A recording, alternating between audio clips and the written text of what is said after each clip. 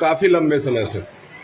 Class 2 third में लगभग verb जो है वो सबसे पहली बार बच्चों को बताया जाता है, जिसमें वर्ब को कहा जाता है, जितने एक्शन वर्ड्स होते हैं उनको वर्ब कहते हैं, मतलब क्रिया कहते हैं।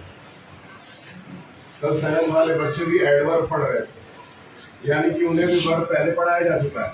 आपको ये वाला चैप्टर जो था ये आपका यूनिट टेस्ट 1 का ही पोर्शन था, लेकिन टीचर ने उसको टाइम से आपको कंप्लीट करके नहीं दिया, जिसकी वजह से आप सफ़र कर रहे हैं। But now we will do it.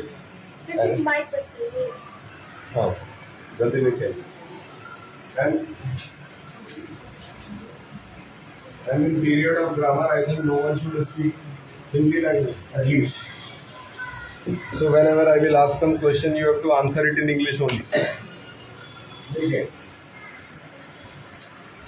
तो एक्शन वर्ड्स को अगर वर्ब कहा जाता है, इसका मतलब ऐसे कोई भी शब्द जिसमें हम किसी काम को करते या होते हुए देख रहे हो, that word is called verb.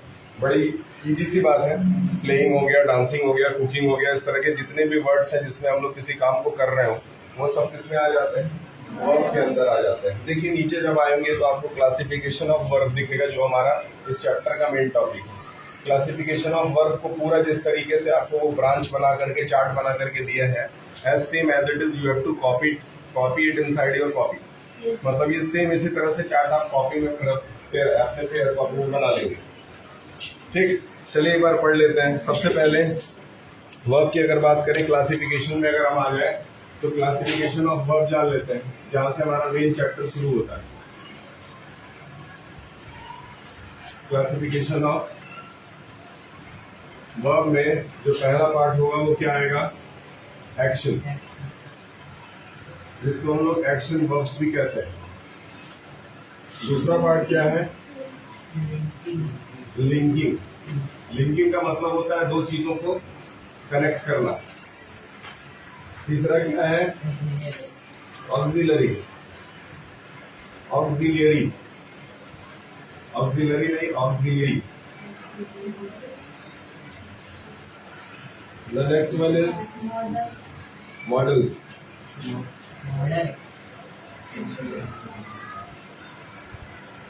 Model verbs, and after that phrasal verb. क्या है? phrasal verbs। एक एक करके बाकी सारे वर्ड्स को समझते हैं। सबसे पहले हम एक्शन की बात करेंगे। सबसे पहले किसकी बात करते हैं? ये सारे पार्ट्स आप कॉपी में जरूर लिखेंगे, एक्शन पे आ जाइए। एक्शन का डेफिनेशन देखिए। एक्शन वर्ब्स लेक्सिकल या मेन वर्ब, जैसे expresses physical and mental action. जब दिमाग से या शरीर से हम किसी भी तरह का कोई कार्य कर रहे हैं तो वो हमारा किस में आ जाता है? एक्शन वर्ब में आ जाता है। ठीक है, जैसे फिजिकल वर्क में अगर हम आ जाए तो दौड़ रहे हैं, खा रहे हैं, लिख रहे हैं या कुछ बना रहे हैं, तो ये सब कुछ फिजिकल वर्क है। बिना मसल्स का यूज किए इन कामों को नहीं किया जा सकता है। ठीक है, the things in which the whole body is used और a part of body is used is called physical. But अगर मेंटल की बात करें तो किसी चीज को अगर सोच रहे हैं तो सोचना भी एक वर्ब है, सोचना भी एक काम है, जिसमें फिजिकल मूवमेंट तो नहीं हो रहा है, लेकिन किसी चीज को क्या किया जा रहा है? काम ही किया जा रहा है। अगला क्या है हमारा? बिलीव। बिलीव मतलब विश्वास करना होता है। तो बिलीव अगर हम विश्वास करते हैं तो कहीं ना कहीं वो मेंटल लेवल पे एक वर्क कर रहे हैं। ठीक, तो इसका मतलब ये हुआ कि काम करने का मतलब सिर्फ उठ करके किसी वस्तु को उठा करके किसी दूसरे जगह रख देने से मतलब नहीं होता। काम करने का ये भी मतलब है कि हम किसी अच्छी चीज को प्लान कर लें, कुछ सोच लें, कुछ प्लान बना लें। इमेजिन करना, इमेजिन मतलब कल्पना करना। कल्पना करना भी एक तरह से एक्शन वर्ब के अंदर आता है। और साथ ही साथ रिमेम्बर मतलब किसी चीज को याद रखना। जैसे सपोज आपने पढ़ा और आपने पढ़ करके उसको याद कर लिया, और याद करके फिर नेक्स्ट डे एग्जाम में उसने आपने लिख लिया, तो आपने क्या किया? सबसे पहले पढ़ करके याद किया, तो वो किसमें आ गया? मेंटल वर्क में आ गया, मतलब वो मेंटल वर्क में चला गया। लेकिन उसी चीज को जब आप लिख रहे थे तो आप किसका यूज कर रहे थे? हाथ का यूज कर रहे थे, यानी कि फिजिकल में भी आ गया। मतलब मेंटल फिजिकल दोनों कॉम्बाइन हो जाता है जब आप पढ़ाई करते हो। क्या बोल रहे हैं? रिपीट करो।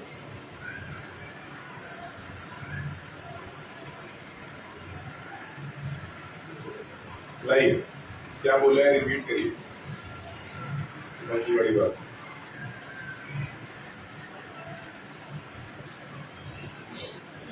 आप रिपीट करिए। तुम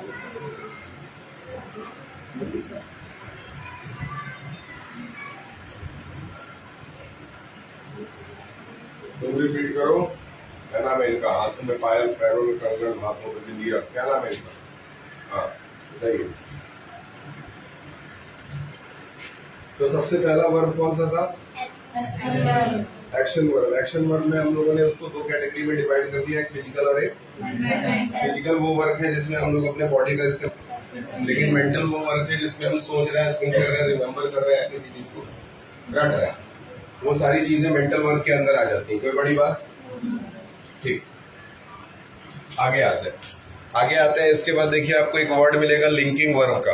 क्या मिलेगा? देखिए लिंकिंग वर्ब को हम लोग हेल्पिंग वर्ब भी कह सकते हैं, क्योंकि लिंकिंग वर्ब का मतलब ही है कि वो क्या करता है, नाउन से, सब्जेक्ट से वर्ब को कनेक्ट करने का काम करता है, मतलब वो बीच में यूज होता है। ठीक है, जस्ट लाइक आप पानी पी रहे हैं तो आपके और मुंह के बीच में कौन कनेक्शन है? आपका हाथ। सही है, पानी पीने जाते हैं तो पानी और आपके मुंह के बीच का कनेक्शन क्या है? आपका हाथ। ठीक उसी तरीके से अगर हम लिंकिंग यानी कि कॉपुलर वर्ब की बात करें तो linking is the linking the subject to the subject complement that describes और identify the subject. The most common verb is am are was were. कहाँ यूज होता है आपको क्लियरली पता है ना? अगर हम लिखते हैं the soup was tasty, the soup was tasty, तो सूप है टेस्टी, लेकिन इंग्लिश में हुआ वॉज क्या हो? लिंकिंग वर्ब हो गया। अगला देखिए, इस का इस्तेमाल तो दिस इज अ कैट, तो दिस और कैट के बीच में कौन सा शब्द आ गया? इज आया। इस जो है वो क्या हो गया? वो लिंक करने का काम कर रहा है कहीं ना कहीं। क्या करने का काम कर रहा है? लिंक करने का काम कर रहा है। देखिए एक और सेंटेंस आपको लिखते हैं, the sentence that I have taken from the book. लिखा हुआ है the soup taste spicy, the soup test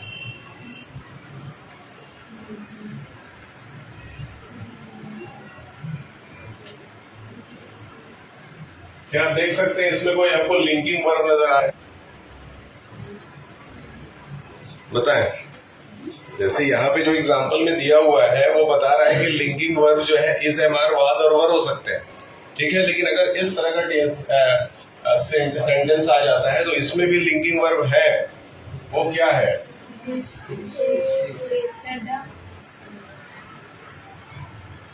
ठीक है, देखिए यहाँ क्या है? स्पाइसी। स्पाइसी मतलब तीखा। तीखा क्या तीखा है? सूप तीखा है, लेकिन इन दोनों को कनेक्ट करने के लिए बीच में क्या यूज हो रहा है? समझ में आया? तो हर जगह लिंकिंग वर्ब का मतलब was were is, am are से ही नहीं हो, कहीं कहीं दूसरे सेंटेंसेस भी यूज किए जाएंगे। ठीक है, नीचे देखिए एक शब्द मिलेगा अदर इंक्लूड्स, बिकम, सीम, अपीयर, फील, लुक या टेस्ट। ये सारे वर्ड्स जो है वो लिंकिंग वर्ब में आएंगे। तो अगर फिल इन द ब्लैंक्स के फॉर्म में पूछता है आपसे तो ये वर्ड्स जरूर याद रखें, कहीं भी इसका जरूरत आपको पड़ सकता है। अच्छा, नीचे आते हैं ऑक्सिलरी। ऑक्सिलरी जो है वो प्योर हेल्पिंग वर्ब के नाम से भी जाना जाता है। ऑक्सिलरी को क्या कहेंगे? Pure helping verb. आइए तो ऑक्सिलरी का पहले डेफिनेशन पढ़ते हैं। Help the main verb to form a sentence. Main verb क्या है? जो एक वर्ब जो काम कर रहे हैं हम, वो हमारा मेन वर्ब हो गया किसी सेंटेंस के अंदर। उसको ये कनेक्ट करता है किससे? बाकी के सेंटेंस के पार्ट से। जैसे he is studying, sorry, she is studying, she is studying, बहुत छोटा सा, अगर ये बहुत छोटा सा सेंटेंस ले, she is studying, तो इसमें साफ साफ दिख रहा है she क्या है? सब्जेक्ट है। सब्जेक्ट यानी कि इसको और क्या कह सकते हैं? प्रोनाउन है ये। और इधर क्या है? सिंपल वर्ब है। तो इधर आपको she को तो नाउन नहीं कहेंगे, हम प्रोनाउन कहेंगे। तो किसी प्रोनाउन को किससे कनेक्ट कर रहा है ये? क्या कनेक्ट कर रहा है? समझ में आया? बिल्कुल इजी है, कोई बड़ी बात नहीं है। they have finished, लिखा है they have finished। finished का मतलब कंप्लीट कर लेना। they यहाँ पे किस रूप में यूज हुआ है? सब्जेक्ट के रूप में। तो सब्जेक्ट को वर्ब से यहाँ कौन कनेक्ट करता है? have, यानी कि have क्या हो गया? हेल्पिंग वर्ब यानी कि ऑक्सिलरी वर्ब हो गया। कोई बड़ी बात? नहीं। डू यू लाइक आइसक्रीम, एक वर्ड आपको और मिला इसमें sentence, do you like, do you like ice cream, do you like ice cream. अब डू यू लाइक आइसक्रीम में देखिए, सबसे पहले तो ये एक इंट्रोगेटिव सेंटेंस है, सही है। इंट्रोगेटिव मतलब प्रश्नवाचक भी कह सकते हैं। अब आप बताएं इसमें कि आपको हेल्पिंग वर्ब कौन सा लग रहा है। देखिए, डू यू तो आपका सब्जेक्ट के पार्ट का आ गया, डू यू, और आइसक्रीम जो है वो किसमें चला गया, आइसक्रीम किसमें चला गया, ऑब्जेक्ट में चला गया। बीच में आपको एक ही चीज नजर आ रहा है, क्या, लाइक। लाइक मतलब क्या होता है, लाइक मतलब होता है किसी चीज को पसंद करना, सही है ना। तो एक बात बताइए, तो अगर लाइक जो है वो पसंद करना हो गया तो ये वर्ब में चला गया, ये बन गया वर्ब, और ये बन गया आपका, क्लियर है ना। और यू तो आपका किस में आ गया, प्रोनाउन के अंदर आ गया, मतलब एज अ सब्जेक्ट यूज हुआ है। ये किस में आ गया, एज अ सब्जेक्ट यूज हो गया। तो ये डू जो बच गया, यही क्या हो गया, हेल्पिंग वर्ब हो गया। तो इसका मतलब ये नहीं कि हेल्पिंग वर्ब हमेशा आपको बीचों बीच ही नजर आएगा। हेल्पिंग वर्ब आपको स्टार्टिंग में भी यूज किया जा सकता है, जिसका सबसे अच्छा एग्जांपल अभी आपके सामने लिख के रखे हैं। क्या, डू यू लाइक आइसक्रीम, ये डेली आता है। कैप्टन किधर है,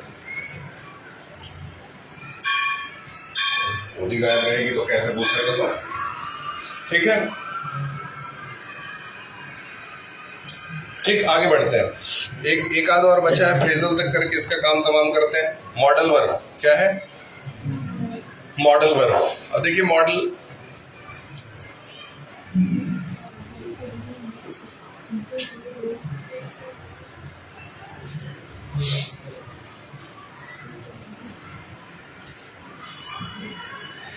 ये इंपॉर्टेंट है मेरे हिसाब से।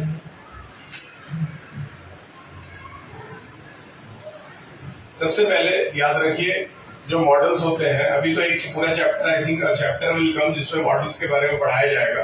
लेकिन मॉडल क्या क्या एक्सप्रेस करता है, सबसे पहले ये एबिलिटी को एक्सप्रेस करता है। एबिलिटी यानी कि किसी व्यक्ति या किसी वस्तु की क्षमता दिखाने वाले शब्दों को हम लोग क्या कहते हैं, मॉडल कहेंगे। फिर दूसरी चीज, मॉडल के बाद ये पॉसिबिलिटी एक्सप्रेस करेगा। पॉसिबिलिटी का क्या मतलब है कि किसी काम को किया जाएगा कि नहीं किया जाएगा, इसका अनुमान लगाना। ये भी किसके अंदर आएगा, मॉडल के अंदर आएगा। परमिशन को करेगा, परमिशन, जब हम परमिशन लेते हैं तो मे आई कम इन बोलते हैं कि नहीं, तो कहीं ना कहीं वो मे आई कम इन जो है ना, उसमें मे जो यूज हो रहा है वो कहीं ना कहीं मॉडल होता है। पॉसिबिलिटी दिखाते हैं तो लिखते हैं इट मे रेन, शायद आज बारिश हो सकती है, शायद आज बारिश हो सकती है। यहाँ पॉसिबिलिटी दिख रहा है तो ये भी मॉडल का यूज है। आई कैन डू इट, ये भी एक मॉडल है, जब हम अपने आप को कॉन्फिडेंस दिखाने की कोशिश करते हैं। चौथा देखिए, ऑब्लिगेशन और एडवाइस। एडवाइस के लिए क्या यूज कर सकते हैं, एडवाइस के लिए क्या यूज कर सकते हैं, बताएं। लिखते हैं you should take bath per day. हाँ, एक एडवाइस हमने दिया, I think you should take bath per day. तो यहाँ शुड का यूज हुआ ना, शुड क्या है, मोडल है।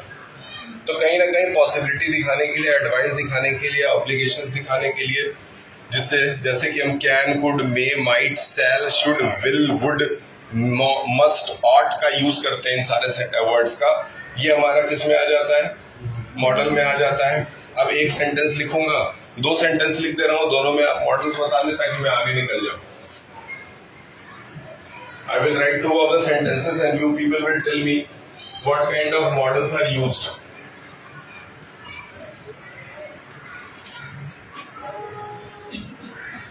जिससे पूछा जाएगा वही बताएगा।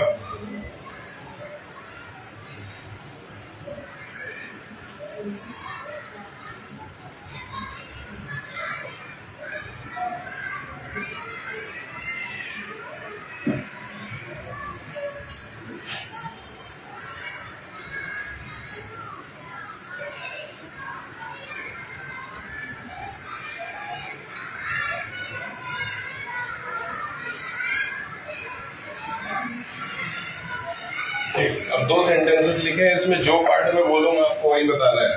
सबसे पहले तुम पहले वाले सेंटेंस में मुझे बताओ वर्ब क्या है। पहले वाले सेंटेंस में मुझे बताओ वर्ब क्या है। वर्क करना है इनके हिसाब से पहले वाले सेंटेंस में वर्ब। ठीक, ये कैप्टन पहले वाले सेंटेंस में मुझे बताने की कोशिश कर कि मस्ट क्या है।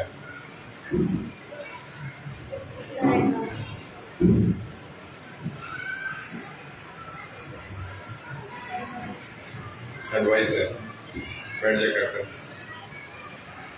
ठीक, आप बताइए पहले वाले सेंटेंस में होमवर्क क्या है। बैठ जाओ। योर क्या है।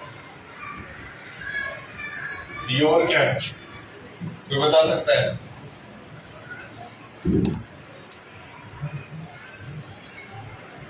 योर किस चीज को दिखाता है।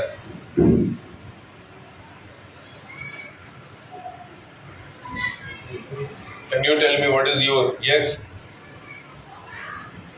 हाँ,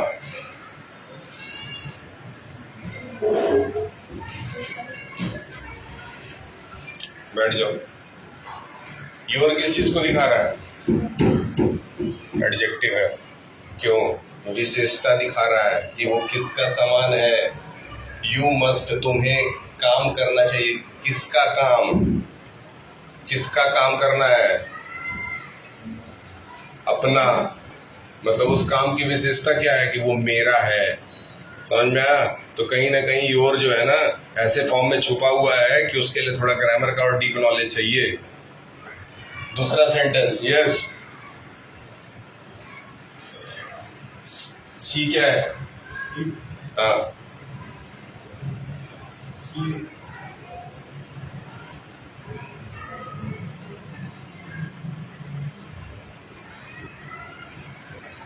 सी एज अ सब्जेक्ट तो यूज हो रहा है, लेकिन है क्या।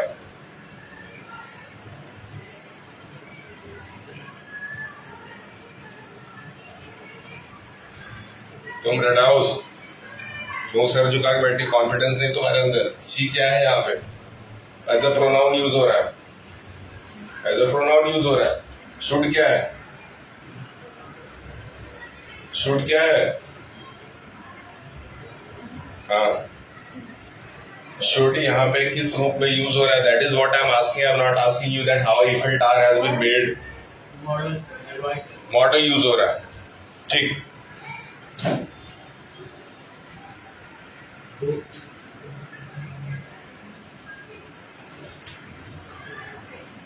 गो, गो,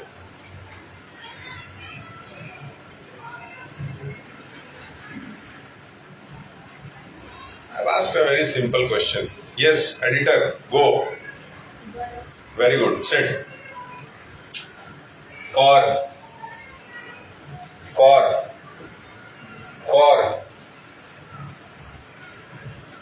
कम से कम सीधा तो खड़े रह लो। हाँ,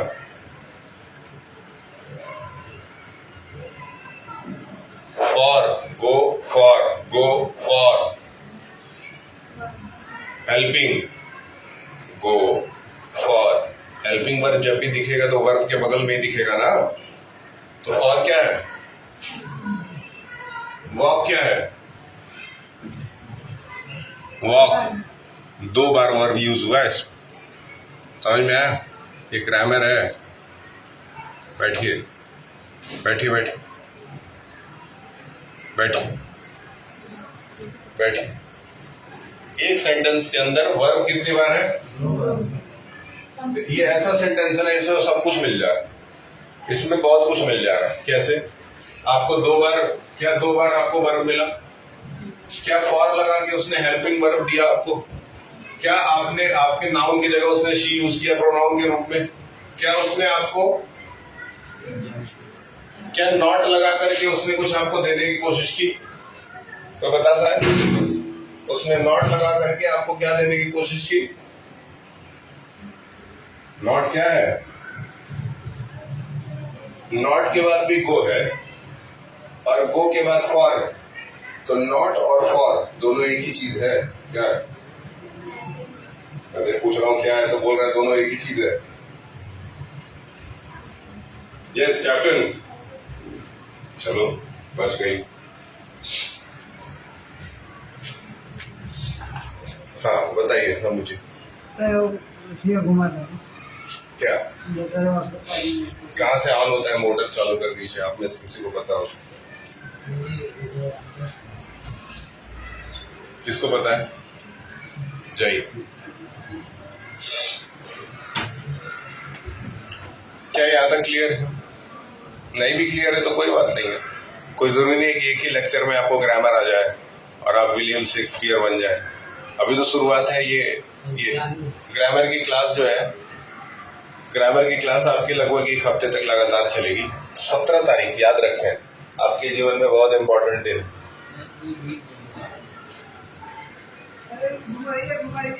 बंद कराओ, जल्दी करो जल्दी करो। अच्छा वो बंद करने के लिए बोल रहे थे।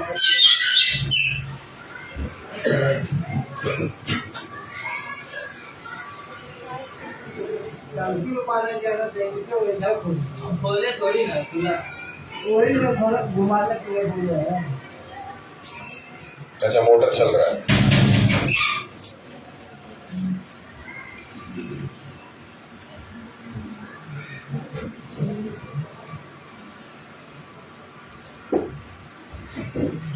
लास्ट में एक टॉपिक और आपको पढ़ना है जिसको हम लोग कहेंगे फ्रेजल वर्ब, लेकिन अभी नहीं आप पढ़ेंगे क्योंकि अभी क्लास 10th का पीरियड है, आप जा सकते हैं।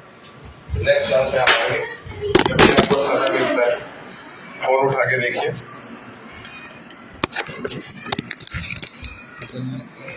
बच गया है।